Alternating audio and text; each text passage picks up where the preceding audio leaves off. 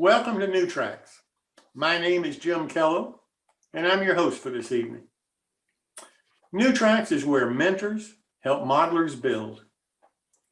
Our goal is to encourage model building and help modelers like you develop the modeling skills, techniques, and most importantly, the confidence every one of us needs to build the models we really want. We want you to experience the thrill of saying, I built that.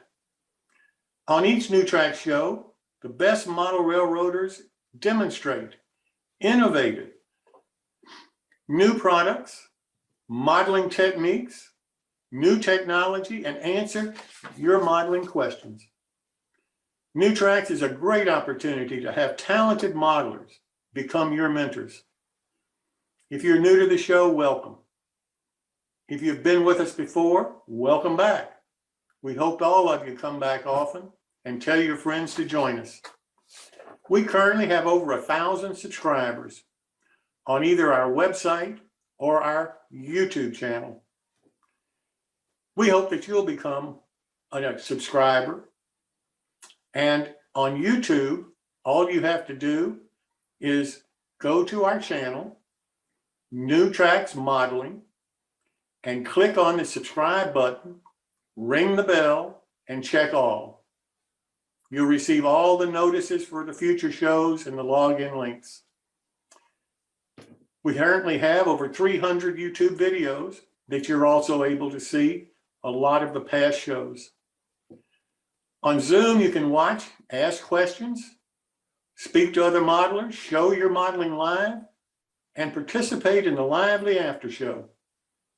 To join on Zoom, all you have to do is go to our website, newtracksmodeling.com, check subscribe. You'll get an email from the website. You'll confirm the email, then you're officially subscribed and you'll get all of the future notices.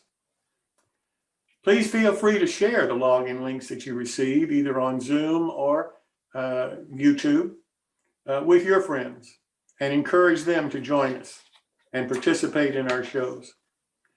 Finally, if you want to be a guest presenter and show your models and techniques, we have several ways that you can do that. Send me an email to jimkello@newtracksmodeling.com and let's discuss. I really prefer the telephone for something like this. And if you'll send me your telephone number in that email, I'll give you a call back. Or if you'd like to donate a little bit of your time and volunteer to help us with our events or our YouTube video productions or the website, or just to give us ideas for future shows, please send me an email about this to the same address. Well, thanks so much for being here tonight. Now let's get on with tonight's show.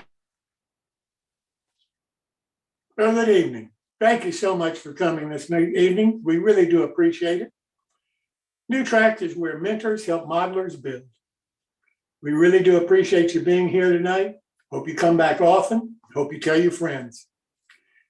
Before we start the show, I'd like to turn to a person who's recently started being on our shows, Father Ron Walters.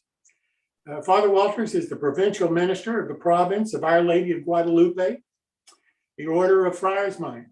And I'd like for Father Walters to, or Father Ron as he prefers to be called, to lead us in a short prayer. Father Walt, thank you. Oh God, as we express our creativity by recreating in miniature the world around us, may we marvel at the beauty and genius which created the world and instilled in us a portion of your great knowledge and wisdom. Give success to the work of our hands, O God. Amen. Father Ron, thank you so very much. I really do appreciate you being here this evening. Next, I'd like to talk a minute about the Walters Scholarship Program for this year, 2022. The Vice President of Marketing for Walters, Karen Ferminko, is the person that anyone needs to talk about that wants detailed information about it. Our website has complete information that we have, at least, about the program. And it really involves offering two $2,500 a year scholarships to two students that are model railroaders who want to continue their education in one of the STEM programs. In addition to Walters offering this program, recently we had Jim Anderson of the Rockville Model Railroad Society. And you may know Greg Cassidy, he's also a member of this club. They're also offering a scholarship to their local students. I think it's $2,000 for, again, kids that are model railroaders and want to continue their education in the STEM program. These are the only two organizations that I know out there right now offering these kind of scholarships. But in my opinion, model railroading is a perfect entree for students that want to continue their education in one of the STEM programs. And I think it's just outstanding that these two organizations are coming forward and offering these kinds of scholarships and help to model railroad kids that are going to be going to college. I hope that some others of you out there that are in clubs may consider doing the same thing, or other businesses may consider doing the same thing. As you know, we have a new show now on Saturdays, New Track Scratch Building Workshops. Starts at 1 o'clock every Saturday afternoon. Chris Blackmar is monitoring the program and has some guests on it. So I hope that you'll tune into that. They're building an ice house from scratch. You know, a lot of different scales and a lot of different mediums of materials. We also have a new segment coming up that's going to be talking about local clubs and local NMRA divisions. We really feel that these kinds of organizations are where you can probably find a local mentor that you can work with, and also maybe learn an awful lot of skills and techniques by attending the events that they have for their members. And at least you'll be able to find out something about what's going on in the world at the local level, and it may encourage you to investigate what's happening in the area where you live. I hope that you're familiar by now with our build-alongs that we have. The ones that we have immediately coming up are the ones I want to concentrate on tonight. We have Bruce Nicholson, the owner of Seaport Model Works, that's going to start his on March the 23rd, which is not that far away. He's going to be building one of his kits. It's a waterline kit of a 53-foot coastal steam passenger ferry. He's going to be building it in HO scale. And he's got a great discount that he's offering on the model. All of the details of his and the others that I'll mention in a minute are on our website. And you can get the links to their websites and see the models and so forth, find out about the discounts and how to obtain the discounts with the code word the various companies have selected. Then on March the 30th, Rick and Marie Hunter are going to be building one of their Hunter Line 50-foot Queen Post railroad bridges. Rick, would you like to talk about that a minute? Sure. Thanks, Jim. My bandwidth is not very good right now, so I will try to get through this. This is what we're building. This is our 50-foot Queen Post covered bridge. This happens to be an SN3 model. We're looking really forward to this. We've done it all pre-recorded, so we don't have this bandwidth problem that we've had in the past. So all 7 segments are done now, and we're just waiting for the time to come. We have a deadline coming up of all the registrations have to be in by February the 18th, not February the 18th, March the 18th, because we start on March the 30th. That's just to get the kit and the weathering mix to you before we start. I think it's going to be a great project. We learn an awful lot on this. The first 1 or 2 sessions are kind of repeat of what we've done in the past, but you have to go through that to get to the end result anyways. So we're looking forward to it. We think it's going to be a great project. We hope we get a whole bunch more participants in it. Okay, back to you, Jim. And I really hope you'll take a hard look at Rigger Marine Hunters 50-foot Queen Post Bridge. This is the third segment of the show that they've done a build along on. And they did fantastic jobs on the first two. And I think you're really going to enjoy this one because this is going to be something a little different than the ones that they've done before with the trestle and the open bridge. So anyway, they start on the 30th of March. Then on April the 8th, David Vaughn and Jim Murphy, who's going to be doing the building of one of David's kits of Wit and Wisdom models. They're going to be doing the Nighthawk Cafe that was made famous by John Armstrong on his model railroad quite a while ago. And I really am happy that they agreed to do this.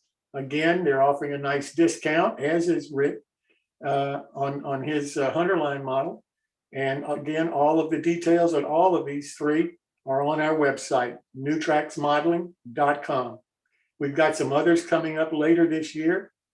Chris Kors. Jim, excuse me, just a correction. That's Wednesday, April the 6th for the Wisdom Nighthawks. Yeah. What did I say? I'm sorry if I mispronounced. Quite all right. 6th. Anyway, yeah, it is April the 6th. Then in May, Chris Kors of Conowingo Models has a model coming up, the Kello Trolley Station. Then Bill Banner has a model coming up of one of his ON30 caboose kits. This is the first ON30 model we've done. And we've got others going into late this year. So I hope that you'll take a look at all of these because these manufacturers are really interested in trying to help people start building more models. They're offering great discounts to you to try. And you've got a crutch on the show if you need them. That can help you through any problems that you may have in your build of these models. So I encourage you to take a look at them at least and see if there's not one or more that can entice you to build one of these models.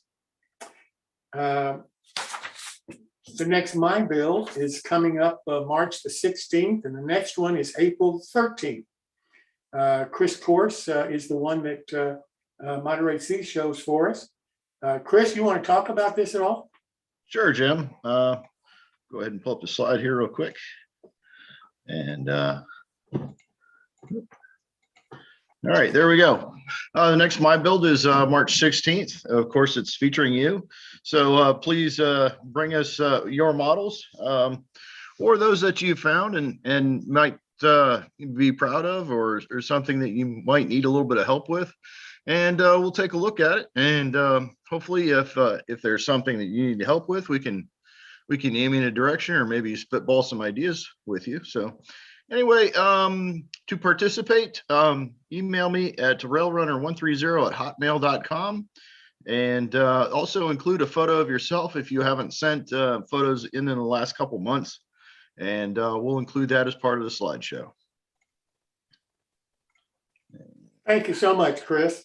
And I'd also like, Chris, if we, Chris Smith, if we could now run the video of our sponsor for this series, which is Dan Daugherty and Amy Daugherty's company, who publish O-Scale Resource Magazine and S-Scale Resource Magazine.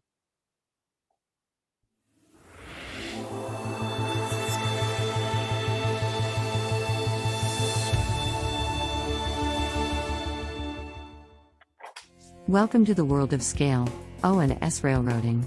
We are your resource for all O and S scale modeling. Both our magazines are advertiser supported and free to read online, download as a PDF, or even print. All advertisers are hot linked to their website, so if you see something you like, just click.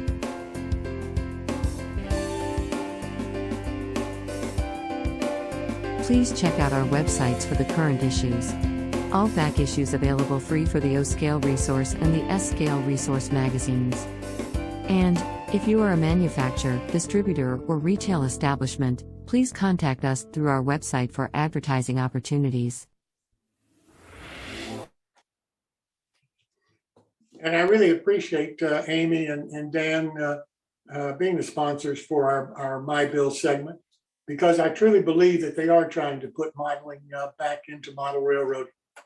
And keep in mind, as I've said many times, the skills and the techniques of building models, which you'll see in their magazines, are transferable, and they're not specific to a specific scale. They can work in any scale. And so you may learn something, plus the magazines are free to download, so what have you got to lose? Now I'd like to turn to one of our regulars on the show, Paul Thomson, for his quick tip this evening. Paul? Thanks, Jim. Now, let me just get screen sharing up. And okay, I hope you can all see that. What I've got here is a set of something that I found that was kind of interesting, and I'm just learning to use them. They're called Rifflers. And I got these out of Lee Valley in Canada, and I think they've got a website where you can actually maybe get them. What they are is not exactly a file, but as you can see, it's kind of like an extremely rough file or a rasp or something like that. And I started kind of playing around with this thing with my ties. I take a look at ties as I buy them, and they're all nice and square, beautiful little things. And when you look at the real railroads, they don't look like that. So I started making minor little alterations and roughing things up.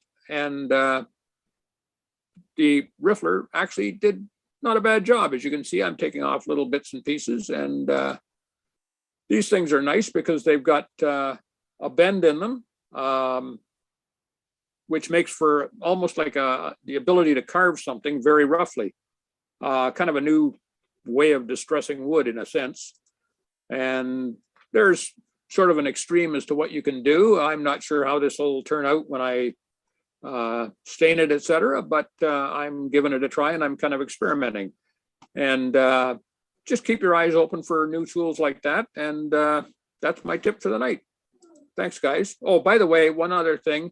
I'm not totally crazy. I do leave one side finished so that when I lay down my track, I have at least a solid foundation to start with, and I mark the bottom of the tie with an X. Anyway, that's it. Thanks, guys. Paul, thank you so much. That's a great tip. I'd really like to see one of them after you get them stained, though, to see how the stain really works with the distressing that you've done on the tie. Now I'd like to turn to Darryl Jacobs, who owns Interaction Hobbies, for his art of detailing. Thanks, Jim. Tonight's episode is going to have a little bit of multimedia, a little multimedia kit that I'm putting together, and it's involves some laser cutting, some 3D printed graphics, and some 3D printed parts. So with that, Chris, I'll let you take it away.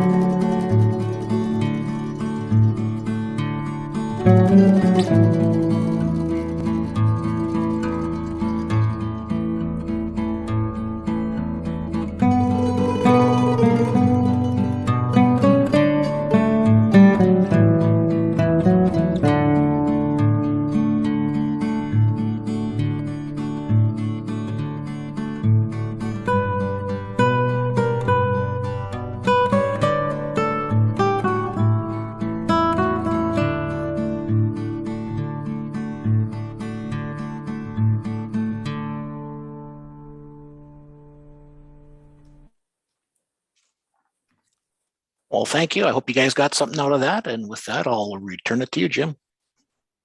Well, Darryl, thank you so much. I really appreciate you doing these segments for us because I'm learning an awful lot.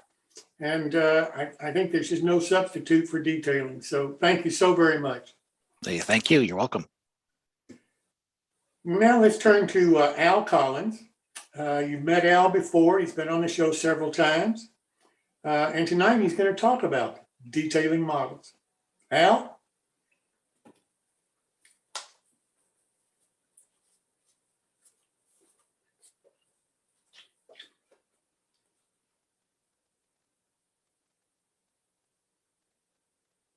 Al, I think you're blocked or something from your microphone.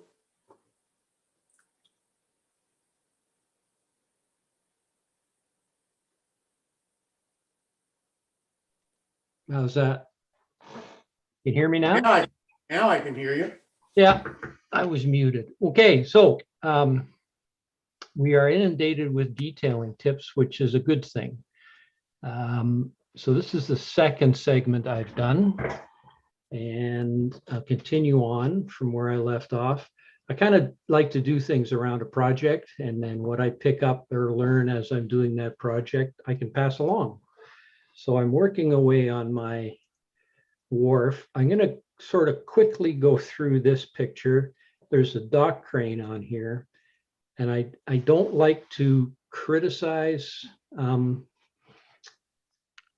kits or manufacturers, but there's a couple of points I got to bring up on this, and I ended up making a silk purse out of a sow's ear. So rusty stumps, some of you may know, Walter Gillespie was his name. I think he's retired the second time now. I believe he's 86, so he'll probably stay retired. He did some really nice kits and some excellent 3D printing. Someone else took over the kit. Let me just back up here one. So this kit, the basic part of the structure is it's just an O scale, 3x12. Doesn't matter what scale it's in, a C/12. But for some reason, instead of using strip wood, they laser cut some sheet wood. And I'm not even 100% sure what the sheet wood was. The unfortunate thing is that it was oversized. So I'm kind of doing this for a reason, and I'm not doing it to be nasty or negative. But when you laminate these four pieces together, it's supposed to be 250 thou or 1/4 inch in O scale. Well, it's 30 thousandths of an inch over, and that was even with putting some serious weight to make sure there was no glue expansion in the joint. So we end up with a piece of fairly prominent structure on this kit that was way too large. And then the 3D printing parts that were extremely brittle. So to make them less susceptible to breaking and falling apart, they increased the thickness of the 3D printed part. The unfortunate thing is they increased it on both sides, so that decreased the inside part. So instead of 1/4 inch or 250 thou, they came down to 232 thou. So we're out a 1/16 of an inch, and on a really kind of nice fine detail being the operative word, we're 1/16 of an inch, and the manufacturer, I asked the question, is, well, just sand it down. Sanding 1/16 of an inch off, that doesn't make sense to me. However, we forge ahead. As I've mentioned before, I'm a great proponent of making fixtures or jigs for whatever you do. This spray adhesive, I got it at Michael's. It's amazing. A lot of the spray adhesives are kind of spattery or goopy. This comes out in a very fine spray. You spray it and it dries almost instantly. You put it on, smooth it down with your hand, and it's perfectly flat on whatever you decide to build your models on. So we just throw together a quick little fixture to hold everything in place when you're laminating bits and pieces together. So to take care of the 3D printed parts that weren't going to fit, I sort of cut them down, butchered them a little bit, And I've got some of this laser board, which is, bear with me for a minute here. It's called Polyback. And what this stuff is, it's what all the laser kit guys use. It comes in 11 thou, 15 thou, 24 thou, and it's the backing for arborite. It's dead flat. It's very accurate, very stable. And there's a place in Toronto you can buy it called Wonderosa, and you can buy a 4x8 sheet for $9.60. You can make a lot of little HO or O scale parts. So I'm sure with a little research you'll find it. So I cut them out. You can cut them with scissors or an X-Acto knife or razor blade. Painted them up, rusted them a bit, and substituted those for the 3D printed parts that no longer fit. I really like NBW castings. I use them a lot, and they make, again, details. We're talking about details. They make a really effective detail on anything you're putting together. One of the parts I decided to use was the base of the legs for this crane. Those are supposed to be washers and bolt heads or nuts, and they're just blobs. So to make that a little nicer, just trimmed them off and filed them, drill a hole in, and substituted NBWs, the same thing, to give it that little detail.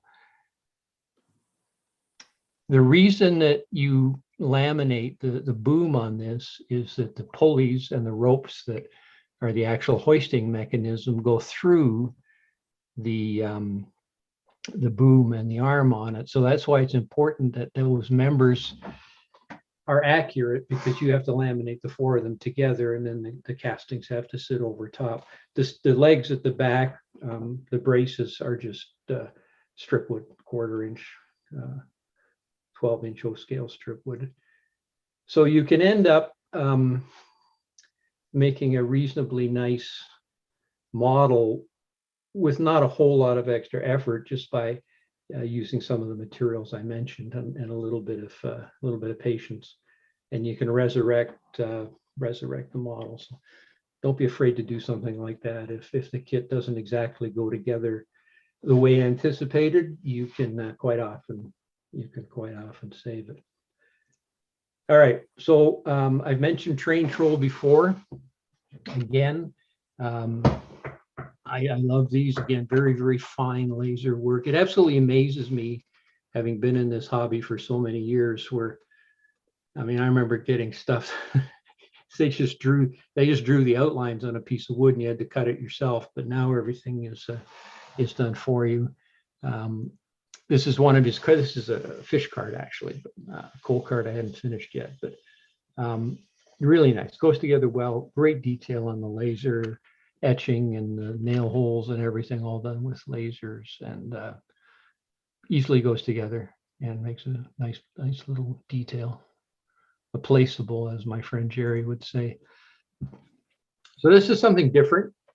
In building a wharf, there's a lot of piles, and I don't know if anytime I've ever tried to do pilings with dowling's usually maple or birch or something hard, and it doesn't take stain at all. The stain runs away from it. So I got some basswood dowels from Rick Hunter. He had a few extra pieces he let me try. Only 1/4 inch, but the basswood dowels, he uses them in his trestle kits. I'm not sure if he's going to have some available or not. You can talk to him about that. But the basswood dowels take stain beautifully, but they only come in 1/4 inch, and I wanted something a little larger. So this is basically a big pencil sharpener. This is a 3/8 of an inch dedicated to a 3/8 of an inch dowel. You feed it with some basswood scraps. I know a guy where I can get lots of basswood scraps, but you can buy basswood at the lumber yards.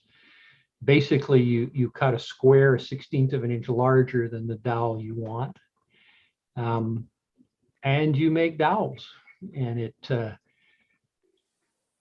you can make a dowel in about 30 seconds. You just put it on a drill with a socket, square drive socket, and run a piece of sandpaper down it, and you've got 3/8 inch perfect dowel. And in 20 minutes you can make enough dowels to make all the piers you want for if you're building a wharf. There is a more sophisticated dowel maker that goes from 1/16, I believe, up to 3/4 of an inch for different scales. A little more expensive. That was $75, by the way, that thing. So I'm finished with it. So if anybody wants to rent it, let me know. And it works great. And you can make all the dowelings you want. Another little tidbit, if you like, butcher's twine. This is butcher's twine, as you can see. The nice thing about butcher's twine is it's 100% cotton, which means it'll stain. You can stain it very easily. I found it in 1 millimeter and 1.5 millimeter, which again translates to somewhere around 2 inches in O scale, which is perfect for dock scenes, tying up piers like they've done here. So let's go a little further with this wharf that I've been working on, that those buildings I showed you last time sit on. I was surfing the internet, and I found this report that was done in 2018, and it's of the Castle Wharf in British Columbia. And Larry, if you're on there, push your bar and tell me what the name of that railway was again.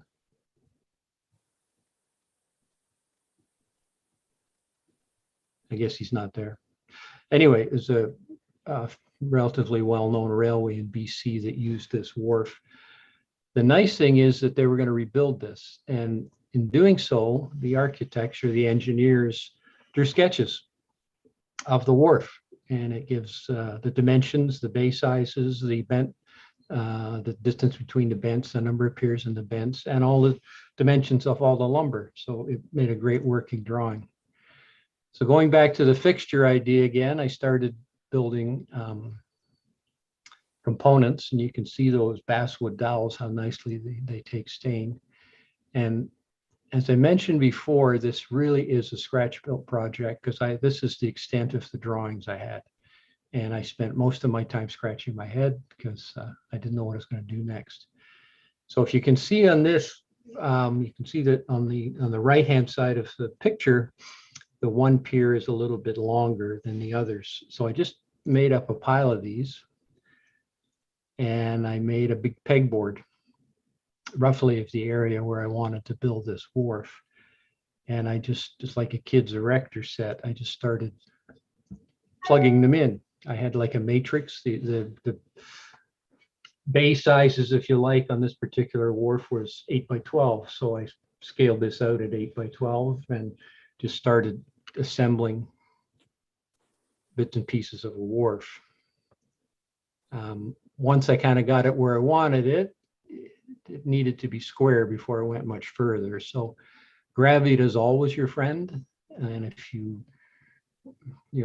any foundation of anything you build, even if it's a cottage or a house, you need to be square. So squaring it up to start with, then you can build anything from there on up. This is with all the cross bracing on. I think you could probably drive a Volkswagen over this. It's extremely tough.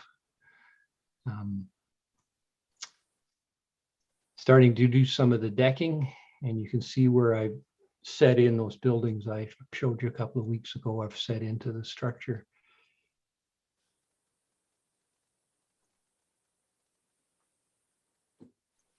And there's how the floor of the buildings. That allows you to do the buildings on the workbench, and then marry them together with the wharf at some point. And there is mistakes. And the cat hair, we have cats and dogs, so there's nothing I do that doesn't have cat or dog hair in it somewhere. So now the next step, once I got that all built, it's virtually impossible to pour or put water of any sort in around all those I don't think there's about 100 piles in there. So I invested in a doweling saw. This is an extremely flexible little saw, and it's designed specifically for cutting dowels, and it has no kerf. It's a pull saw, so it cuts on the pull stroke. Zero kerf. So now you can, or what I did, I don't know if it's what I recommend or not. I went and cut them all off, and it did a really nice job. It cut them off perfectly flush. Then I can experiment with coloring and watering. And that's a whole other discussion, how to make water look like water. And then put the wharf back on. And after building that and weighting it down and putting all the cross bracing on, it was a pretty tough freestanding structure. On each corner, I drilled and put a little peg in, just so I had one corner, or four corners, one spot to locate it when I glue it back together. Now you can do your water. This is the base is Mod Podge, several layers of Mod Podge. The wave action is artist gel. And now you can set the wharf back in while the gel is wet, but you don't get any creep and you don't have to worry about pouring. You can just set the wharf back into the water. And actually, again, we use some weights, but when it dries, the gel is actually a pretty good adhesive, and it's pretty solid. So let's go on little details. Darryl sent me some details to work with, as he promised and I promised. The first one is this little Model T truck. I think he spent more time on instructions perhaps than he did on laser cutting, but the instructions are amazing. Very, very fine laser work. The white stuff I think is about 15 thou laser board. And the brown is 24 thou, and it's the same stuff I was talking about before. That I like airbrush. I love my airbrush, so I airbrush everything. It gives me more control. And a little bit of weathering on the signs that are perfect fit as you start assembling them. Going back to square again, especially something like this, if you don't have a square foundation, by the time you get to the roof or the finishing touches, it doesn't fit. So make things start square and you'll finish square. Just a little tip on the side when you're putting tabs, gluing little tabs like this, put the glue in the hole, not on the tab, because if you put it on the tab, then you stick it in the slot, it wipes off and leaves a big blob of glue that you've got to contend with. So this is humorous. This is a Kleenex. When I was, I don't know, 12 or 13 years old, I had a paper route. And I can remember I used to get 35 cents a week is what the paper cost. So this one fella, when I went collecting my weekly money for my paper route, he always had a runny nose. And he always took out a Kleenex to blow his nose, but he separated it. So there was 2 or 3 layers in Kleenex, and he would actually pull the layers apart so he could get 2 nose blows off 1 Kleenex tissue.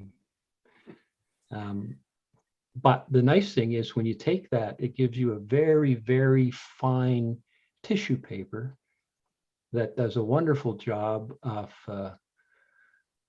a tar paper, canvas, or fabric roof of anything you're doing. And it's thin enough that when it's wet with paint, it'll form to the roof lines, and then you can just trim it off afterwards. So makes a nice job, makes a nice roof. I do this on all passenger cars or cabooses or that kind of thing. Darryl, this is not for the faint of heart.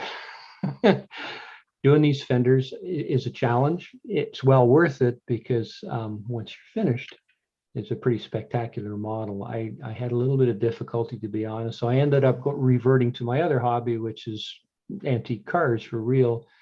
And I just glued this all up with a whole bunch of CA glue and then filed it down just like it was body filler and put a little paint on it. And they ended up just fine. One of the details, again, details, is these little support rods or stay rods for the running boards on this, which need to be flattened on the end. I've had a lot of, well, not a lot, but I have had trouble with phosphor bronze. If you get too aggressive trying to flatten it, it shatters.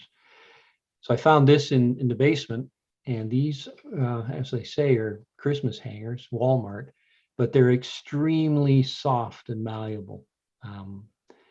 So you can beat the snot out of them with a hammer, and they just flatten out. They don't break, and then you can bend them, and they don't fracture when you bend them. And not the best picture in the world. And there's our complimentary cat hair. And you can make a nice flat surface, as you can see, for those support rods. I just threw the picture of this brush in. This is another one of my favorite tools, is a very, very fine pointed, they call them liner brushes, but you can see there's a whole lot of bristle. So you can carry a lot of paint in a little brush like that. And you can paint all the edges of the windows, and you can paint around the doors, and you can paint the edge of the fenders or whatever without ever stopping and starting, putting more paint in the brush. And for any of you who have ever seen any automotive pinstriping, the pinstriper brushes, the handle is about a half the length of the bristles, so they can go from one end of a fender on a real car, a real antique car. They can go from one end of a fender to the other end of a fender without ever having to put more paint in their brush. So there's the finished product with a little bit of weathering. Well worth the effort, and a nice detail for a foreground model. Crates, Darryl's crates. This is his COVID collection. You can see we got hand sanitizer and toilet paper and N95 masks and craft dinner and the Ark of the Covenant. And if you're kind of silly like me and you take all the things apart, then you got a jigsaw puzzle as well to try to figure out how to pull it all back together. And the same here, these frames are not all the same size. So another little trick, I have an endless supply of these stick-it discs. When you want to make something square, instead of holding it in your hand and trying to square it up with a file or a nail card, stick it onto a flat surface and take the wood to the sandpaper instead of taking the sandpaper to the wood. You can get a nice straight edge. Another little tick, tick. Let's put those together. Trick. Piece of scrap, just a scrap strip wood, sharpen it to a point. You can use it for putting glue under an edge or something like that.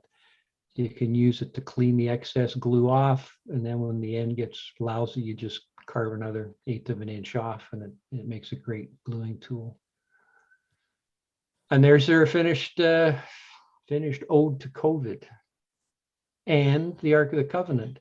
Again, details, the little rope handles on the end, for what it takes to put them on. It makes a nice detail. So our wharf is coming. It's a long way to go yet, but it's coming together. And we just flash through a few pictures here.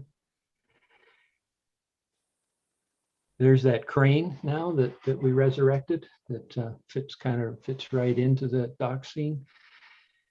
And just bear with me a few more minutes. Again, details and my amazement at what's available in the marketplace now that's all done with laser work. This is a little side dump hopper car made by a company called Mount Blue. And they don't come flat in a box anymore. They come flat in a plastic bag. Everything's in there. I think these are like $26 American. And they're all designed to fit on Bachmann ON30. I heard Jim mention earlier about ON30. This is a Bachmann ready to run ON30. And they have a modular undercarriage on them. So they're box cars, they're flat cars, they're caboose, they're gondolas. they all have exactly the same undercarriage, and with a little bit of imagination and a little bit of paint and a little bit of airbrushing, you can turn that into a pretty spectacularly detailed undercarriage that came in the box. The only thing is I shaved the plastic floor off and put some wooden floor on to make it more realistic. Again, details, the pillow blocks, the latches, all that stuff is laser cut, and you can make beautiful kits with it. And if you're, this is a train troll, which is one step more. Again, all these little latches and all these little mechanisms, all these little hinges are all 11th thou laser cut bits and pieces. And if you're really a little anal, you can make them with the doors open. So that's what I got for tonight. Hopefully there's some questions. It's been pretty quiet out there.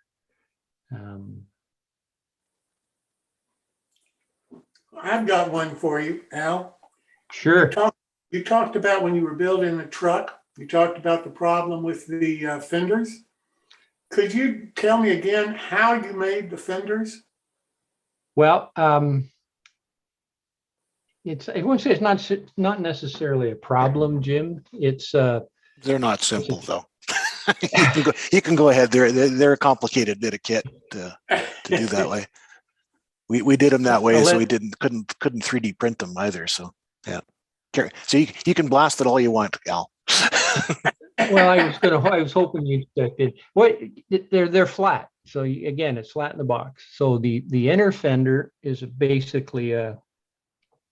Let me go back. What I was really interested in is how you made them solid, or how you put the glue on them where it toughened them up enough where you could file them to the dimensions you needed. I've never done that. Hell, neither had I before. So if you take a look at that fender, You we need won't to comment. share again, Al. You need to share again. How do I do that? Oh.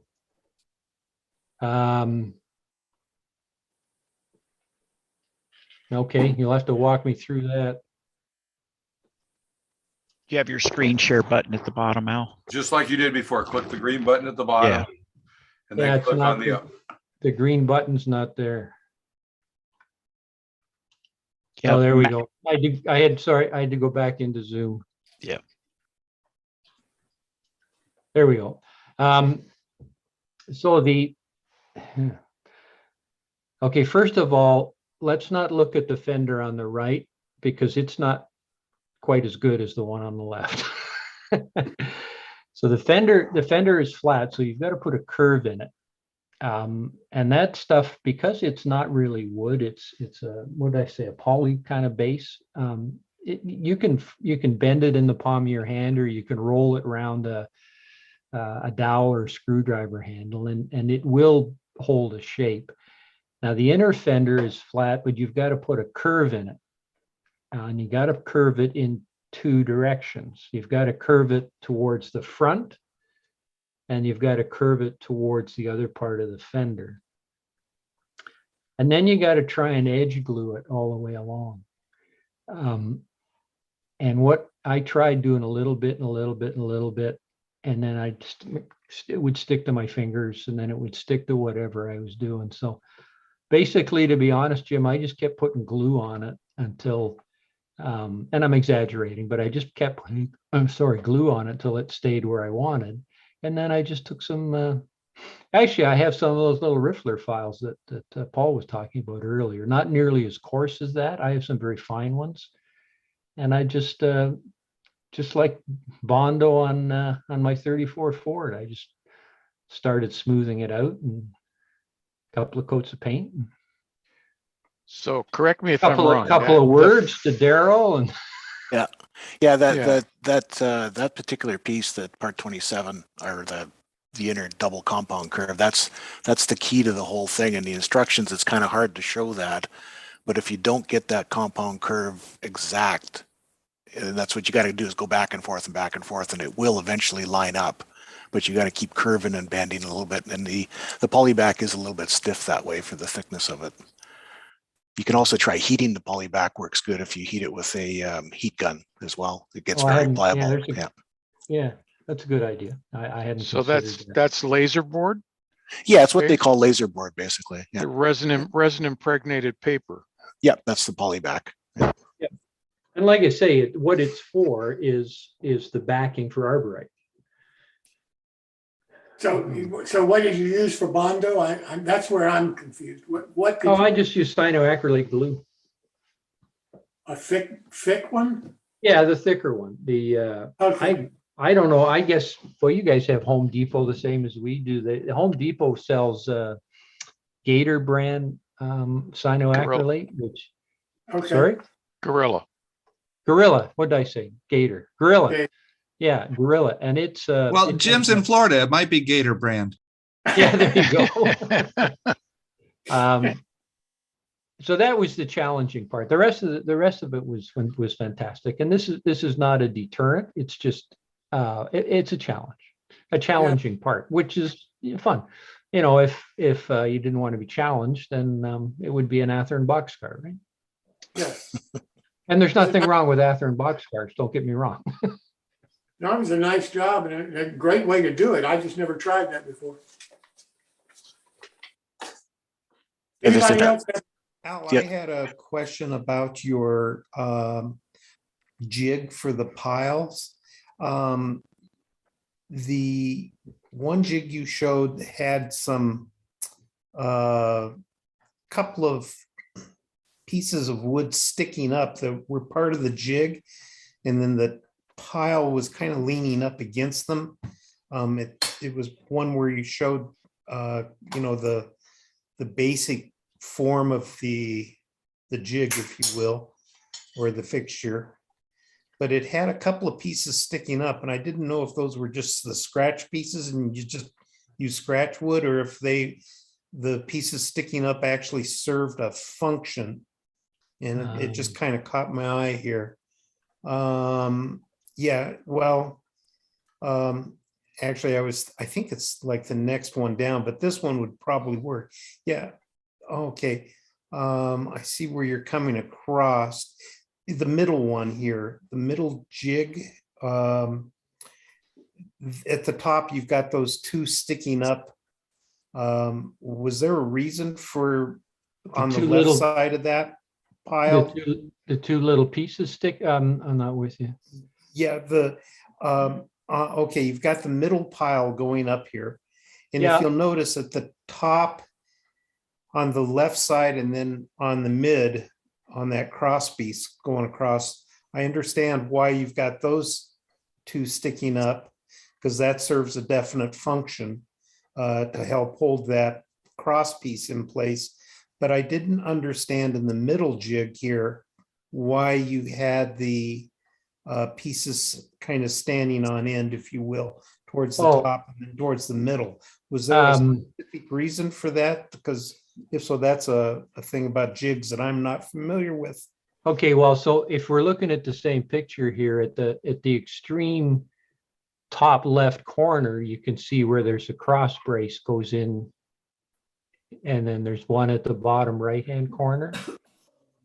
Yeah, So it's kind of in the middle of the one that we're looking at. Yeah, but I just haven't got a cross brace in there. So there's Right. Okay. so there's another jig where I didn't have the bracing going across 3 piles. I only had the bracing going across 2 piles.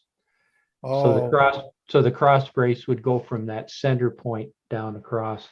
Okay. I don't know how to make the pointer work. Yeah. Okay. I understand what you're saying though, and that answers the question. I just did not understand when I saw this come by the first time. Bless you. Yeah, this what's going on. little fixture was multi-purpose. It was because if you look at the next picture, so you can see how I did these, because now they go end to end. I can put where the cross bracing comes across to the right, that'll go into the extreme left of the other one. So they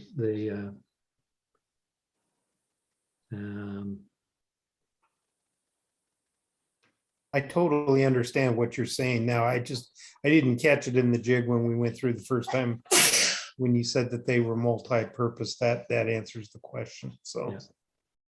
Hey, Al, I noticed that you built that jig, you put graph paper down first. I assume you actually used that? That's why I'm in 1/4 inch scale, because I got 1/4 inch graph paper. I can do everything. Where can I find 1/87th graph paper? Do they make 1/8 inch graph paper? I don't know. I'm sure that's close enough. Yes, they do make 1/8 inch graph paper. I use it. Yeah. I just that's how Oh, I I guess my start. question, once you have the jig made, are you using the graph paper to help making the jig, or while you're making the product the jig's for? No, I use that I make the jig based on the graph paper. I use the graph paper as a well, I don't know what the right word is. But anyway, the answer to your question is yes. I use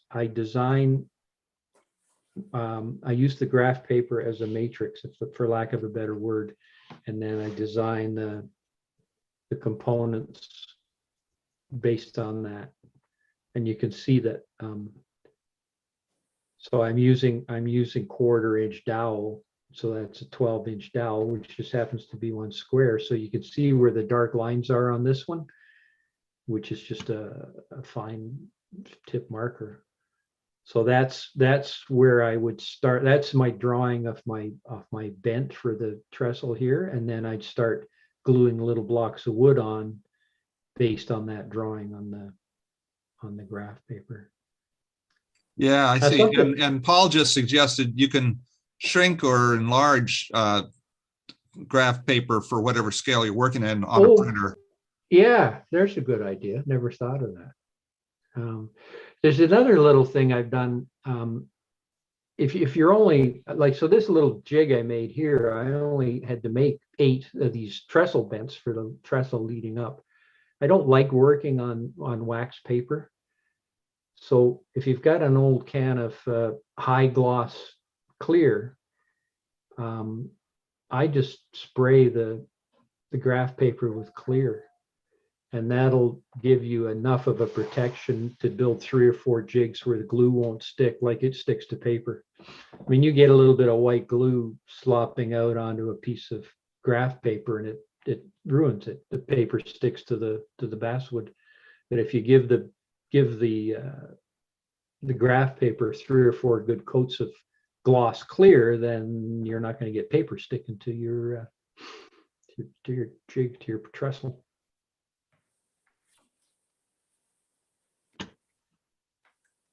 Anybody else have any questions for Al? Well, Al, you were using butcher's twine. Do you find you have to wax it, or does it fuzz up at all, or is that just mixed in? No, it's You don't have to add extra cat hair to it to fuzz it up, or? I have no. Well, let me put it this way: I have no problem with cat hair. Yeah. But no, it works really well, and I guess it's just 100% pure cotton. And I tried all kinds of stuff. I tried, some little fine macrowave, arty farty store stuff and jute, and it all fuzzes up. But this stuff just can't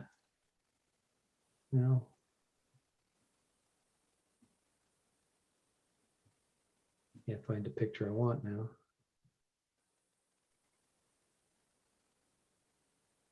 Yeah, unfortunately, I don't think they make it in HO scale. Right.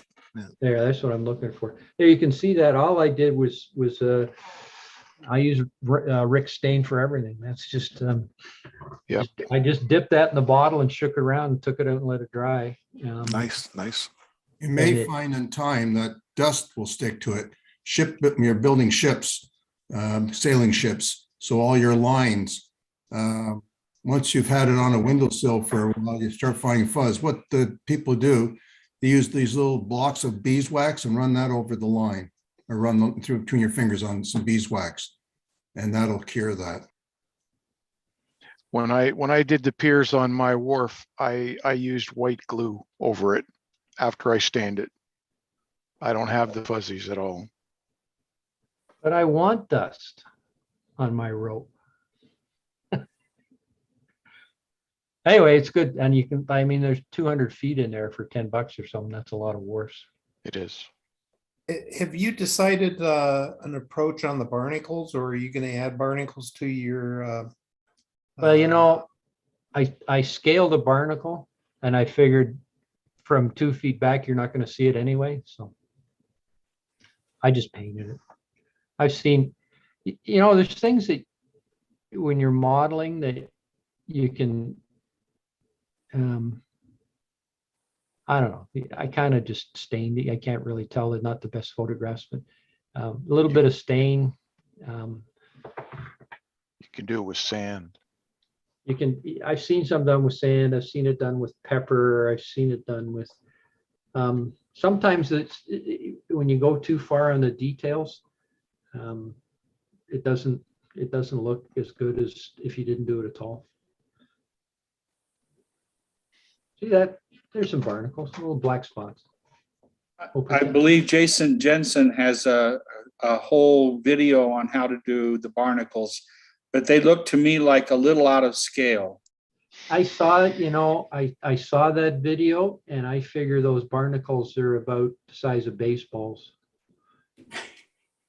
I mean, how big is a barnacle? And in real life, I was just looking at that. I just Googled that and they're about a half an inch to 1 inch. So you're 20 thousandths of an inch in your scale. Yeah, so exactly. So find me something that's 20 thousandths of an inch kind of round to simulate a barnacle. And that's in O scale. And I think I saw that one you were talking about, Chris. And yeah, they were, like I say, those barnacles were the size of baseballs.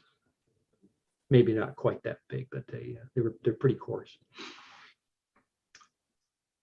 Anyway, it's fun, and there's a lot to. I haven't even started detailing this yet. I haven't even finished designing it. I don't even know what I'm going to do next at the back. A back part here, I haven't figured. Now I got to start building the landform to match the dock. I think that's what did you put underneath your planking? It's just glued to the stringers. But I see. Oh, I'm sorry. Back there. Yeah. Yeah. Again, I did this whole thing backwards. I built the buildings and the floor on laser board. Well, cardboard. No, it's late or gator board, but it's not. It's a different company and it's wood.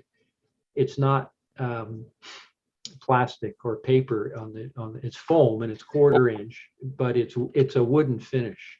Right. That's gator board has the wooden finish. Yeah. Anyway, that's what it is. And I like that because it's very stable. I build all my models. Every model I've ever built, I build on that stuff. And unfortunately, the only source I found for it is Micromart, and they sell it in little pieces, and it costs a fortune. I found it at one, I think maybe either Timonium or. If you have. Yeah, there's a guy at Timonium selling it, and also I've gotten some from Amazon in bigger sizes than Micromart has. With the wooden surface on it? Yeah. I think it might have the plastic surface. Al. Yeah, I like the wooden surface. Al, all you have to do is ask me. It's called out in Brampton. You can buy it in 5x10 sheets, any size you want, and sometimes they'll even cut it for you for a small charge. But that's not wood. It's not. Yeah, it is. Gator. It's true gator foam. Really? Yes. Mm-hmm. I built a whole layout with this stuff, and I was under the impression that, because Larry had mentioned that to me, and I was under the impression that was. No, you have to ask the right people. Yeah, you can get it. You can get it through a company called Uline as well. Yeah, you have to buy 5 sheets. I buy a lot of stuff from Uline. Anyway, that's what it is. To answer the original question. It's very stable. It's wood. It takes glue. It takes paint. It works great. So I built that first. I built the buildings, and then I started building the wharf to hold the buildings up. And now I get to start building some rocks somewhere at the back. I haven't figured that part out yet. It'll come to me. The report on the wharf that you wanted earlier, that's out in BC near Caslow. It was on the Caslow and Slocan Railroad, which was put in the early days before CP took it over and standard gauged it. Yeah, it was a narrow gauge railway. Anyway, it's just a fluke that I found that engineering study to rebuild the wharf. So, okay, I guess I've taken enough time. Let me. Al, I appreciate it so much, and I hope when you get a little further along, you'll come back and show us how you're doing. I've lost my arrow to stop sharing. Somebody else will have to. Hey, You're done. There you go. Yeah, well, when I get a little further on, I'll let you know, and we'll do. Okay. Thanks again. I really do appreciate it. Modeling is just fantastic. Oh, my pleasure. Like I said before, I think one of the biggest disappointments in modeling over the years was people not willing to share what they were doing, and the subsequent discussions are great. Yeah, I learned something. I learn something every night. Thanks again, Al. Oh, now, we were supposed to have Seth Newman on the show tonight, who owns Model Railroad Control Systems, and I was really looking forward to him being here. Unfortunately, something has come up, and he can't join us this evening. But last time I talked to Seth, I was talking to Jeff Bunza, who's been on the show many times, talking about how he does his animation. And we were talking about the possibility of having a build-along with a church kit. And we would have maybe the front doors open, the bells ringing, the lights coming on, different kinds of animations for the church kit. And Seth was willing to offer the animation parts of it as a kit through his company. And I thought, well, geez, this is really something special for a manufacturer to be willing to do something like that. So I invited him on the show to talk to us about his company and the products that he has out right now. And I'm sorry that he couldn't be here this evening, but that's going to cut our show a little shorter than normal. And I'm sorry about that, but these things happen. After all, this is a live show, and you go with the flow, as they say. Sorry, Jim. What was the name of that fellow? His company? Seth Newman. He owns Model Railroad Control Systems, MRCS. Thanks. He was also the president of the layout design SIG for NMRA. He's just a super nice guy. He really is. And I don't know what's happened, but I hope it's nothing serious as far as him. It may just be that he couldn't get the bandwidth tonight. Who knows? But I'm sorry he can't be with us, and I'll try to get him rescheduled as soon as I can. So that's going to have to be it for this evening. And I'll now turn it over to our after show host, Mr. Clark Cooning, MMR. Clark, welcome. Howdy. I didn't know we were doing an after show. We didn't get to one last week, but anyway. You know why we didn't get to one last week? I think I know why. When Phil says, well, I got to go, I'm going to turn it over to you, Clark, he eliminated everybody from the show. So immediately after he did that, I started getting emails from people saying, what did you do? And I don't know, but I didn't get to it. So I'm afraid that whatever button Phil hit, it not only transferred the thing to you, which had never happened, it knocked everybody else off the show, and then we couldn't get back on. All right. Anyway, done that. Welcome to the after show. Woohoo! Let me see. As we always start off with, is there anybody here new that's never been on the show before? Let's see. Put up your hand. Unmute yourself. Say hello if you've never been on the show before. Rick, come on. Never been on the show before. Let's see. Rick Barton. Oh, okay. Anybody else? Rick? Oh, Paul Shank. Go ahead, Paul. You can unmute. Yeah. Next week and the week after, I will be doing little 15-minute clips on the freight yard design for my New England railroads. LD Sig was kind enough to publish an article that I wrote back in 2014, I think. Did a workshop for the Piedmont division on it back then. And I'm looking forward to going through some of the design elements that changed it as it emerged, and what the finished product looks like and how it works. So All right. looking forward to that. Thank you. And what scale is that going to be in? HO. HO. Okay. Yep. All right. And tell us a little bit about you. Where do you live? What are you doing? What are you modeling? I'm just north of Atlanta. Well, that's enough of that. Thank you. How about I grew up in Newton, Massachusetts many years ago, and got into modeling both as a kid with Lionel, and then adolescence got in the way, and got back into it when my oldest son was 5. We took him up to Nashville to the HO museum up there. And his eyes just, of course, went super wide, and he got interested in it for about 6 months, HO scale. And then when he moved on to something else, it became Dad's layout. And that was about 32 years ago. So this is the 4th home, definitely the nicest home for the layout, got the best space for it. So. All right. And whereabouts in the Atlanta area? I'm in Dunwoody, just north of 285. Yeah. I know most of the guys in the Piedmont division, Perry Lamb, and of course, Mr. Youngblood, and Howard the Horn. Joe and Nichols. Howard the Horn, and Hank, and a whole bunch of other guys. So I know that area quite well. Yeah. If you want a preview of my layout, there's a 6-minute video on YouTube. If you Google Piedmont Pilgrimage, then my name, Paul Shank, and then the year 2021.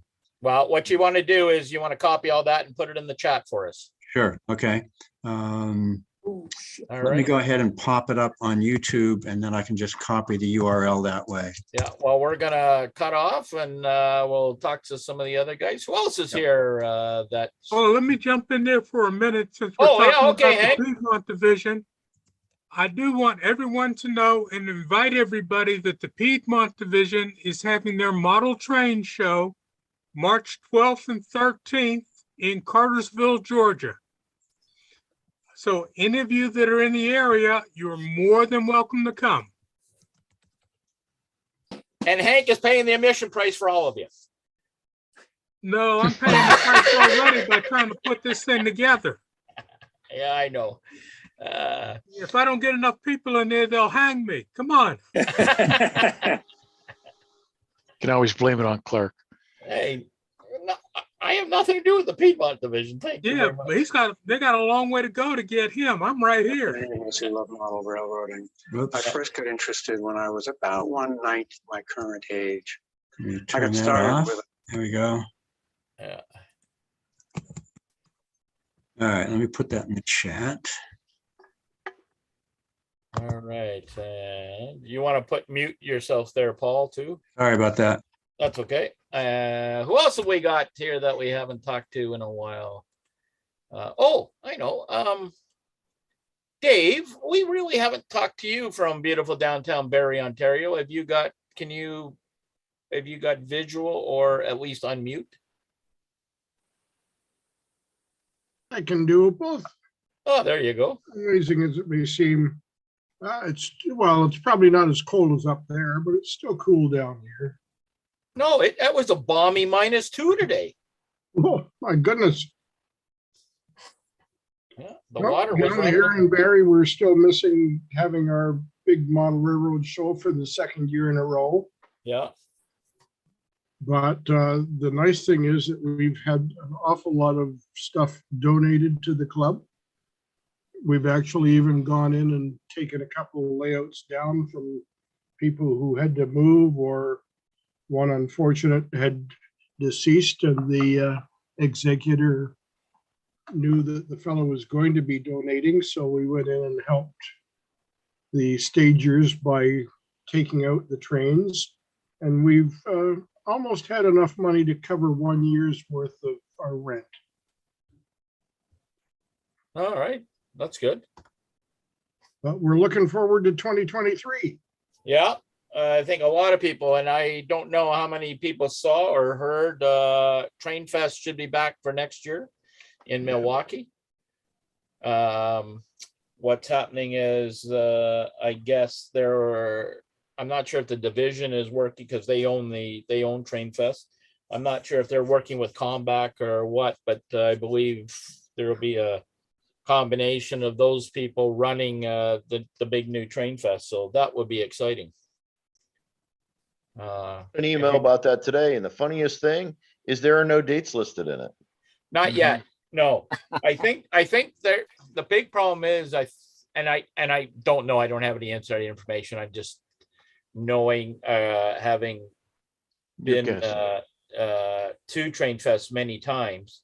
They're probably gave up their space at the time, and now they're trying to, find a time and space to book the space. So Yeah, Clark, the way I read it was they're looking for another venue. If you read between the lines, it didn't look like it was going to be at the fairgrounds. yeah, I don't know. And I one of guess the partners is Train Show Inc., which Yeah. is Greenberg Shows, Great Train Expo, all those companies that belong to Train Show Inc. Yeah. So, well, we'll just have to wait to find out, but at least we know there's probably going to be a Train Fest. Yeah. What about the Brampton show, Paul? I just read something today that no, it's not going ahead this year. No, it's not going ahead this year. I might be wrong, but I think it was canceled. No, they canceled it for this year. Yeah, they announced it about 2 weeks ago that they were canceling. Yeah, the cost for the fairgrounds, et cetera, had gone up to the point, and they were still doing a lot of the additional stuff for COVID, and the cost of that was just too prohibitive. I'm not sure what will happen for the next year. Are you going to Chicago, Paul? I would actually kind of like to. I'm not sure yet. I'm mulling that over in my mind as to how feasible it's going to be. That's about the best I can tell you right now. It's a definite maybe. It's a definite maybe at the moment. When's that show, guys? What's that? Last weekend of March, first weekend. It's April, beginning of April, isn't it, Al? April Chicago? 1st, I think. Yeah, somewhere around that. Wait a minute, that's April Fools. Right? The Chicago meet is April 1st through 3rd. Yeah.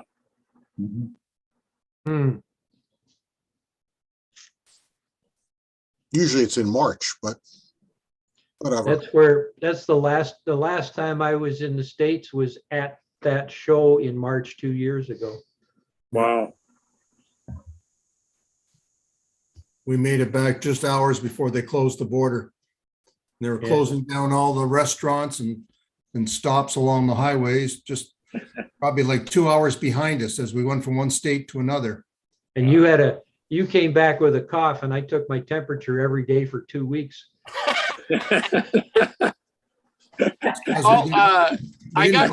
I got reminded that we also have somebody on who's new now. He's not really new. He's kind of an old guy. Gary, have you got Gary Shergold? Have you got your mic? Can you unmute? Hello, Gary. Hello, Clark. How are you? Not bad. How are you? Gary, I've known for a long time. He's an MMR. and he was in Ontario here. So introduce yourself. Well, my name is Gary Shergold. Yeah, we know that part. I'm an HO model railroader. I model CN on a fictitious line. Yes. Spent 30 years as a Ontario provincial police officer, 17 of them in forensic ident.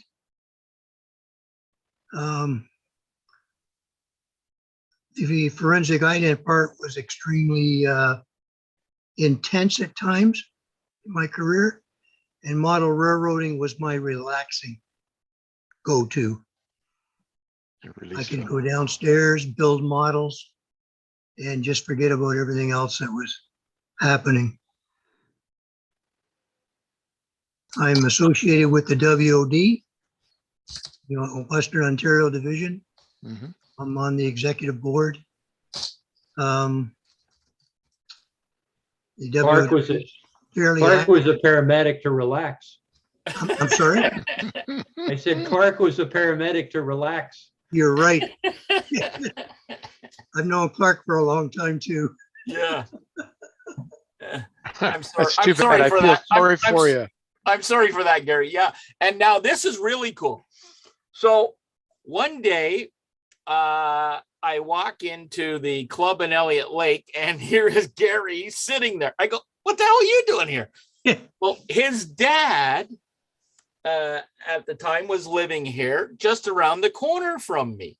And I go, what? He goes, oh, yeah, I come up and visit my dad. And then he says, I come to the club. And I go, oh, my God. So we hadn't seen each other for a couple of years. So it was fun to reminisce. And then the next time he came up, he came over and had a cold drink on the deck, and we yacked and talked. And then unfortunately, his dad since passed away, but so he's not coming up here. But yeah, that was a fun reunion. You mean you didn't give him a cold one the first time he was up? No, because he was at the club and he was busy. No. He was invited. They gave me a cup of tea. He was invited. So, but and a cold shoulder. Hey,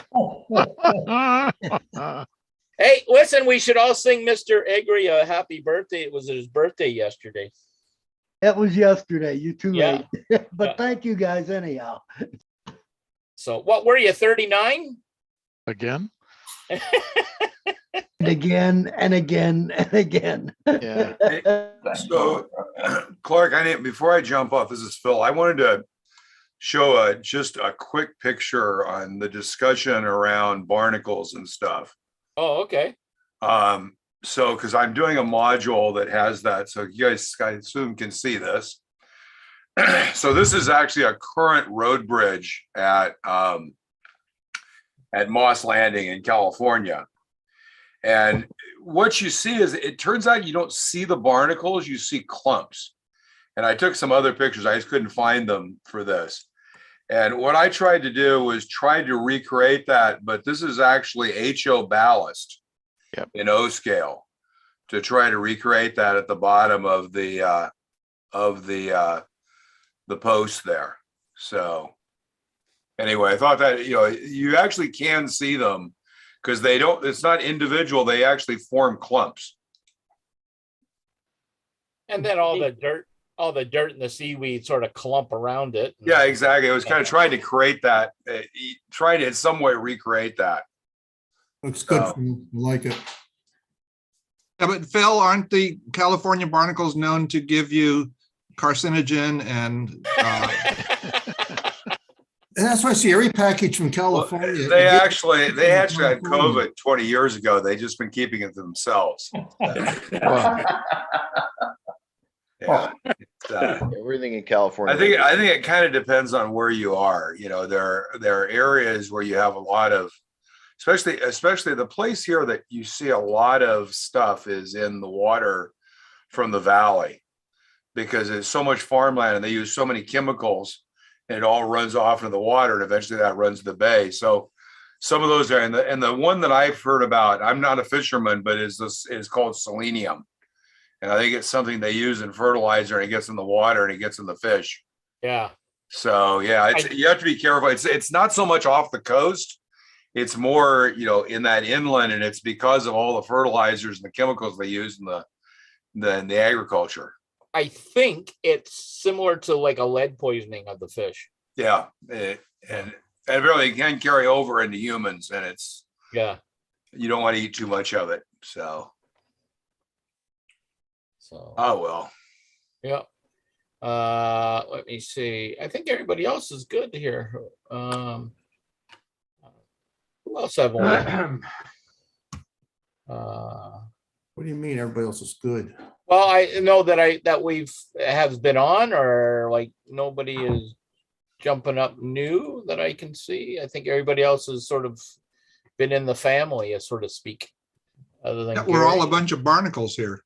Well, yes, as old barnacles at that. Yeah, I was going to correct. Oh, we noticed. And whatever you do, don't mention the word convoy. You missed out on that discussion. Let's keep it that way. Oh shit, yeah. Okay. Are California barnacles made out of plastic waste? They could be. Good question, Paul. That's the mussels. Well, we know they're not made out of cardboard. Depends on how finely ground they are. HO ballast works fine. They look good. Hey, Clark, Yes, my sir. wife and I are going to identify as batteries. She's going to be Eveready and I'm going to be Duracell. Oh boy. That's wishful thinking. Yeah. So, So Godfather. Al Collins, you mentioned that you were looking for some rocks for the back of your build. What kind of rocks are we talking? Oh, I've got myriads of molds, and it's not the materials, it's the actual where I'm going to put them. Oh, okay. I thought it was like you're building a man-made thing to fill in the water side, like you see No. with these great big huge boulders that they put in place. Oh, right. Because there's a real simple way of doing it if Yeah. you're interested. I'm all ears. Okay, I'll show you some pictures.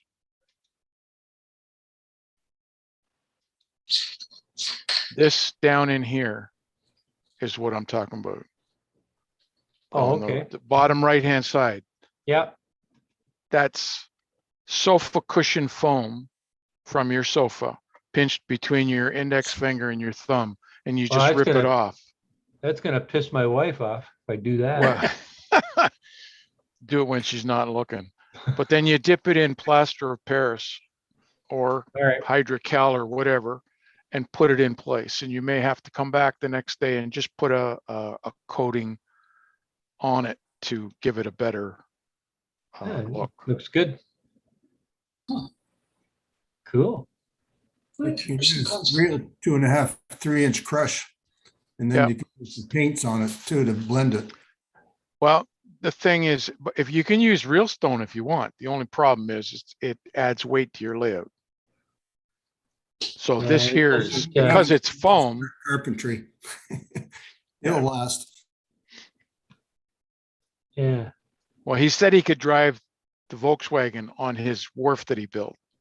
What about the layout? Is it just as strong? It is. Okay. I'm thinking from sofa foam to blenders for leaves to sifters.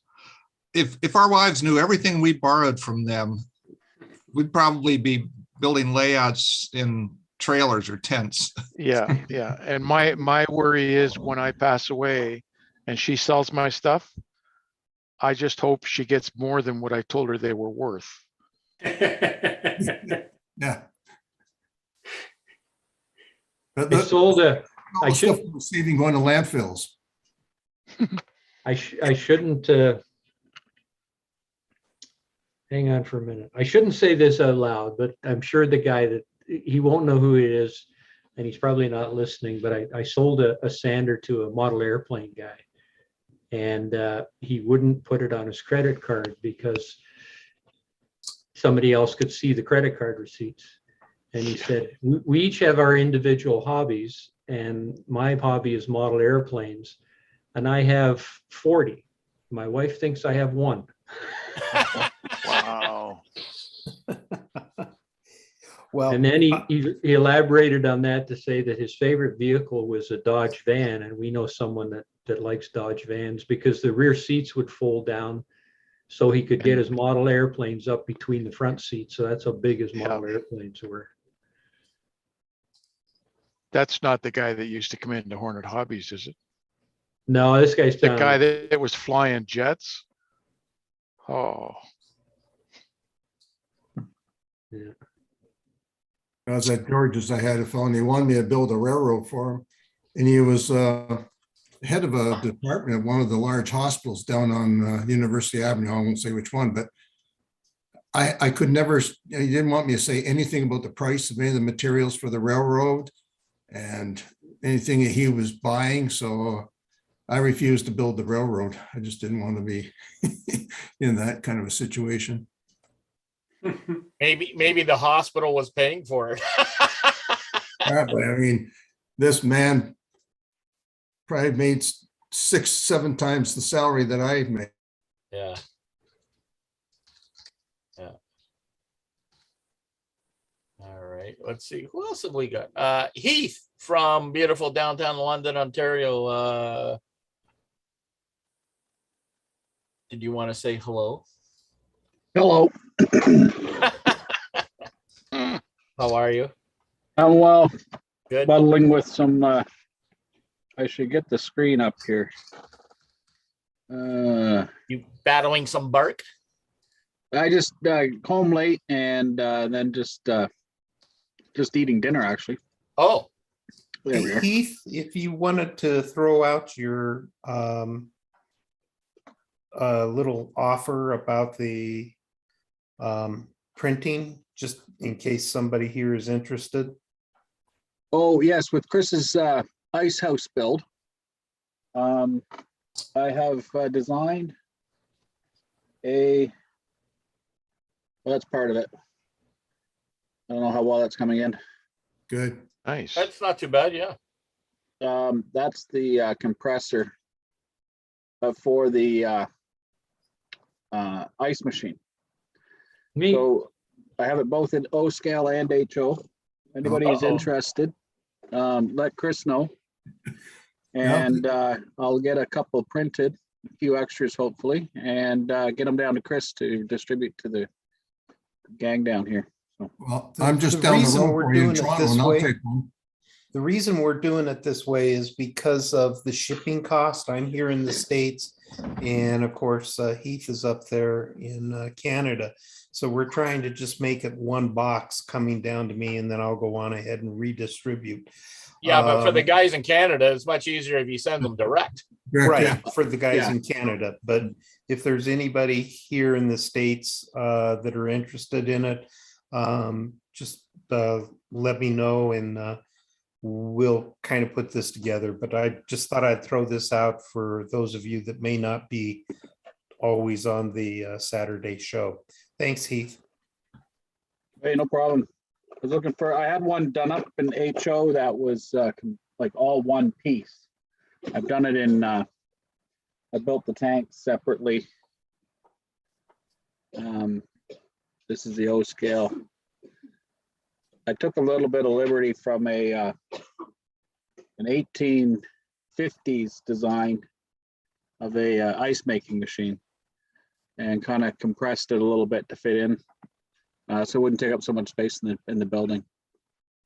I hope to get those sorted soon so I can get them down to you so that guys that are building can start getting motivated on it too, because I got a little bit of catching up to do. Other than that, like, I'm a 3D printing junkie. I mucked about and made a little Brookville critter. Yep. And now I'm playing with a little 4.5 ton tub, 4 tub that I hope to put into a rotary dumper actually. So, but then and then the ice house bill. That's pretty much all at my end. Okay, thank you. All right, now, if there's anybody else who just wants to yick and yak, jump in, because it seems like a quiet night. John and Mr. Alpine, Arizona, what's going on down there? Is it nice and warm? Actually, it was pretty good today. It was 60 degrees, believe that or not. Oh, So not much going on here. yeah. Other than I designed a new board for my turnouts. Uh-oh. To control them, and I got that done and built and working, and I don't know if you can see it or not, but oh my God, it looks like that. The thing that's interesting about it is first the time I've used the tiny Mega. You can see the one right here. I'd never used that before, and that worked out actually fantastic. So it'll control 16 turnouts. And are you using on servo on that? Yes. Yeah. Here they are right here. If you can see it, the servo, and you mount them upside down, and right. They work great. They Great. cost about $2 to $3 to build. Wow. Yeah. Are Three you times that in Canada. Are you going over to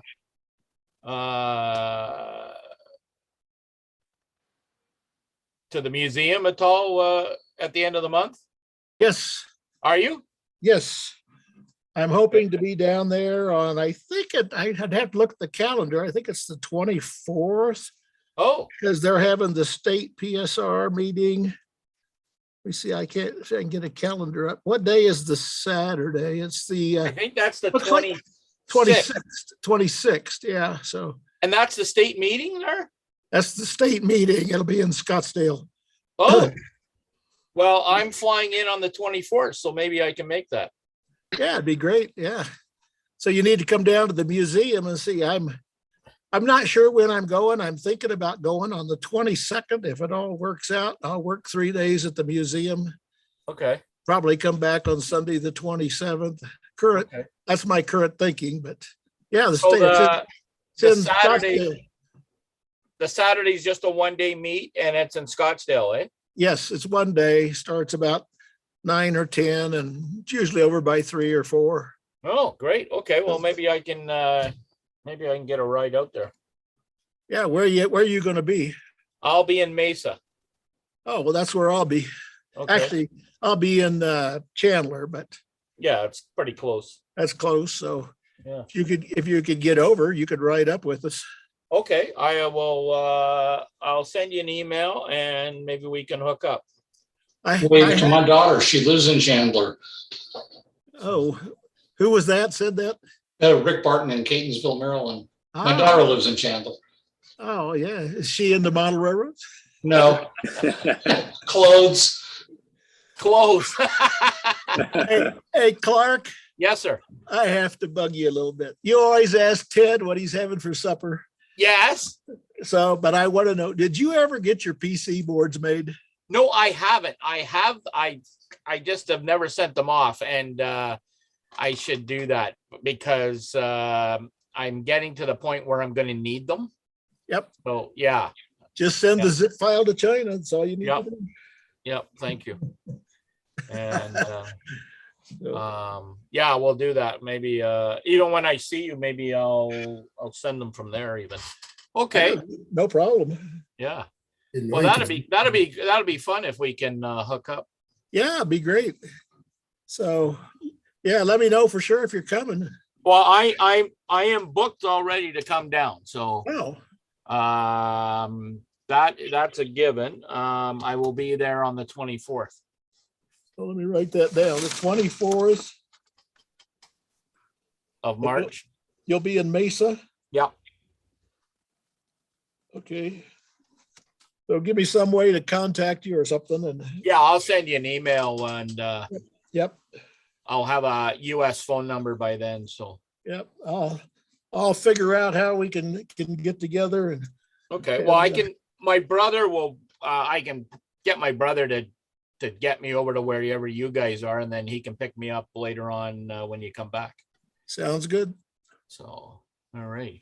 Well, that sounds fun. You mean there's two Coonings? Oh yeah. I thought the world only had room for one Clark Cooning. Yeah. Well, one Clark, yes. There's a John too. Well, we'll know where you are, Clark. We just phone CSIS because they're tracking your cell phone all the time anyway. So. Oh yeah, yeah. Yeah, right. Mhm. Yeah, Canada Health, they'll track it. I mean, I'm not into electronic gadgetry and I have a flip phone, but I always have it turned off. But I go into the States and I always get a message from Rogers, welcome to the States. We can sell you this plan while you're here. Everybody knows where. They know where you are. Yeah, yeah. We have through Bell Canada, we have the international plan, so we can go all over the States and so on. And every time you cross the border, they say, "Oh, welcome to United States." But when we're out in Vancouver Island, the cell towers out there are in the States, not on the island. So if you're on the west coast of Vancouver Island, it'll say, "Welcome to the States." And we find that very annoying. Does that increase your phone charges? If you're in BC, that the fact that it's going through cell towers in the States, because that's what happens if you're down there in Niagara Falls. One of our fellows did that. He flew back to Toronto. He was in Canada, but it bounced over the other side of the border to a tower over there, and he got like another he was on the phone not realizing it. It was like it was Jerry, and he got another $30 charge. Whoa. Yeah, that's right. I had that happen once. See, we have the North American plan, so it doesn't really affect us when we cross the border.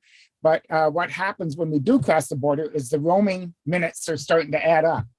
And if we go over our limit, then it's like $50 a crack to increase our roaming charges. And that renews itself every month. So if you plan it right, you never get roaming charges. That's interesting. So, that must be Americans are putting cell towers up to trick Canadians.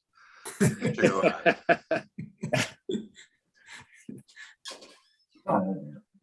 good. It works.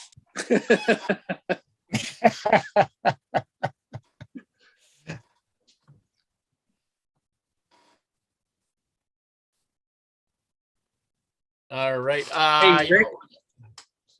Hold on, guys. We're just going to cut off the live feed.